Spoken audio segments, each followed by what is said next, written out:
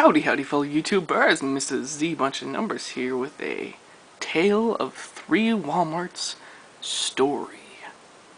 This video will be starring Mr. Z, none other, and the ever-lucky and charming Flying Monkey himself. And we're here to tell you about our little experience this past Friday, Hot Wheel hunting. Well, anyways, the tale of three Walmarts begins with a kind of a normal day with me and Mrs. Z having breakfast on Friday morning at BK. Plug for BK. Love BK's breakfast. Brings back good childhood memories for those of you who understand that nostalgia sometimes takes over. Love BK breakfast. Anyway, on to the important thing. We ate our breakfast. We got done a little bit earlier than we usually do, so I asked Mrs. Z, I'm like, hey, do you want to go to our favorite place? And of course, when I say that, she knows exactly what I'm talking about. We're talking about Wally World Walmart. Yes, that is our favorite place. And so after a little bit of debating, we both decided to head over to the Wally. And went over there, and on the way over there, I'm saying to Mrs. Z, I'm like, how much do you want to bet Collector Mike is there? Now, Collector Mike is the guy that I traded with and got the hearse and the GTO treasure hunt that I opened.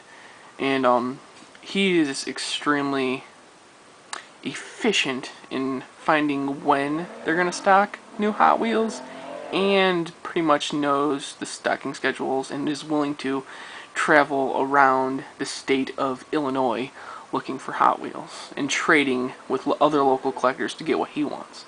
So I figured it'd be funny if we did see him there. So we get there, and of course there's nothing there. And after about a few seconds of standing by the Hot Wheels, none other than Collector Mike walks up. And he's already standing there with two of the Matchbox Lesney editions in his hands, as well as two other Matchbox cars. It turns out that they had just stocked Matchbox cars that the previous day I had asked if they had any in stock or they're going to stock, and they told me no. So he's showing me the cars that he's thinking about getting, so he puts them all back except for the Lesneys and one of the Matchbox cars. Now, the one Matchbox car that he handed over to me was this one.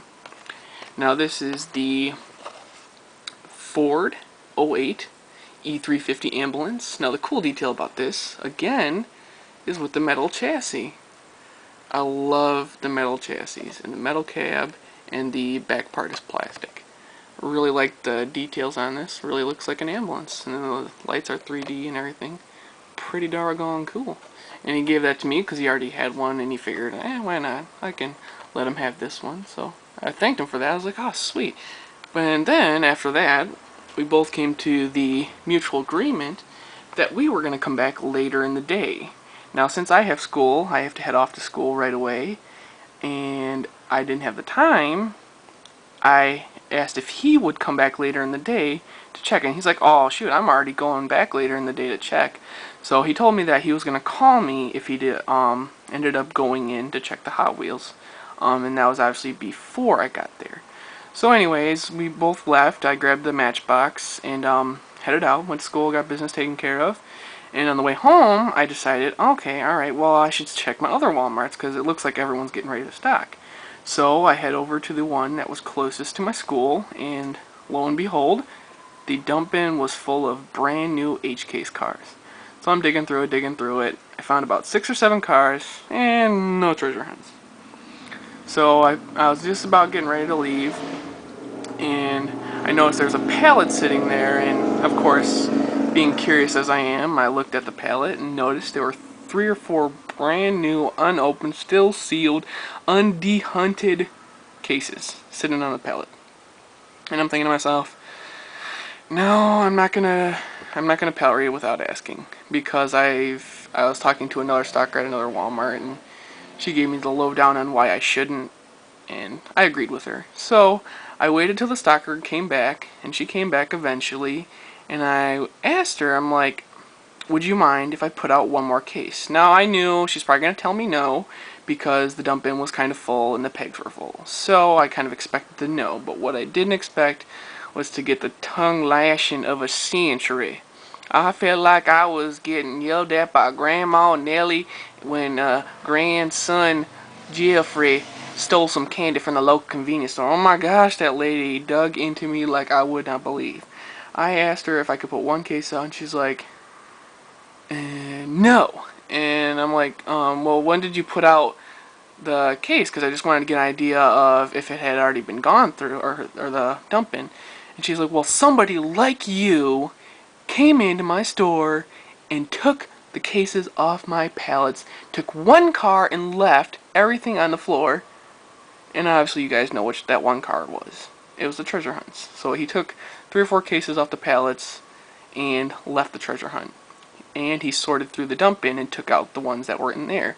So she had to dump out the cases that he had took the one car out of, because I guess you can't bring it back to the back stock once they're opened and there's a car taken out, because obviously the next person in line wouldn't know why that car is missing. So I guess there was already too many cases in there, and I got yelled at because someone else pallet rated and didn't ask. Now, I was frustrated at that point. I had about 6 or 7 cars in my hand that I was going to buy, and I felt like, you know what, they're not getting my business, you know. I did everything I could to be respectful. I didn't take cases off the pallet without asking. I just simply asked a question and I got yelled at. So I put every car I had planned on buying back. So I headed out and was a little bit dejected because I knew full well I could have pallet raided and took treasure hunts, but I didn't, because that's just who I am. And I left. I went to another Walmart on the way home. It was a little bit out of the way, but it was worth it. So I checked in, and they had a 4-sided shipper out. Now, it must have been put out the day before because it was totally rated. I picked up about 2 cars. I picked up the Studebaker Champ, and I picked up this Dodge Demon. Now, the Studebaker Champ has these Goodyear Eagle racing tires, and it's a very unique casting. I don't know about you guys, but as soon as I saw this on the collector site, I had to have it. So I picked that one up, as well as a plastic body, metal chassis. And I'm thinking that the back is a plastic black, because the interior is black. So I'm assuming that's just a one-piece deal with the plastic windows. So I picked that one up in the Dodge Demon from the Street Beast series. Now for this one, I just am curious. If you guys see this, check and see if it's got the corner marker lights painted on, because it shows orange on the card, but it's not painted. I'm just wondering if that's a variation error. So if you get that, go ahead and check it out. So anyways, I got those 2, and then at that point, I just wanted to head home. So I headed home, and on my way home, I'm thinking, wow, Collector Mike hasn't called, because he said he was going to call if he went and checked Hot Wheels. So I'm thinking, well, you know what? I should probably head over there, because either he's digging through the dump bin right now or he hasn't gone. And if that's the case, I may have a shot at a freshly dumped bin. So I headed home, got there, walked in, of course, straight to the Hot Wheels, and lo and dadgummit, behold, that sucker was full to the brim. I mean, you know how that feels. You get that moment where you're just sitting there and you've got that adrenaline rush, because you know full well that sucker's full of good stuff. And that's where I'm going to end part 1 of this story and continue it with part 2, where I will not only show the cars I got, but I'll also give you a little bit more of a short advice thing. No, not advice, that sounds cheesy. I'm just going to give my 2 cents on something. So, peace for this one, and come back for part 2, folks.